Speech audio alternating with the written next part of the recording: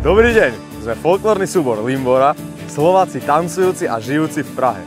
Momentálne sa nachádzame na Medzinárodnom folklórnom festivale v Klatovech a môžete si všimnúť, ako si užívame poobednú siestu.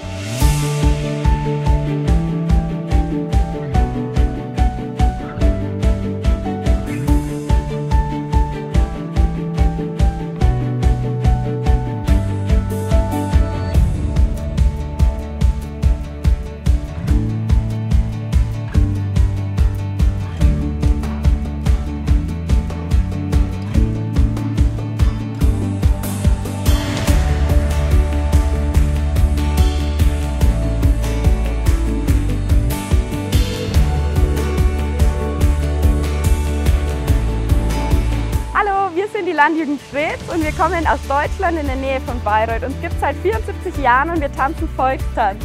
Wir freuen uns sehr, dass wir hier sein dürfen und uns gefällt besonders die verschiedenen Kulturen, die verschiedenen Tänze und die super Stimmung.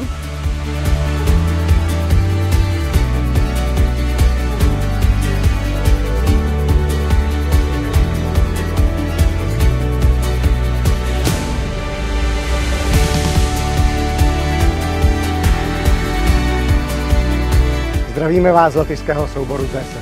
Přijeli jsme sem za váma na Mezinárodní folklorní festival v Klatovech. Spoustu energie jsme vydali, spoustu energie jsme dostali. Těší nás být s vámi.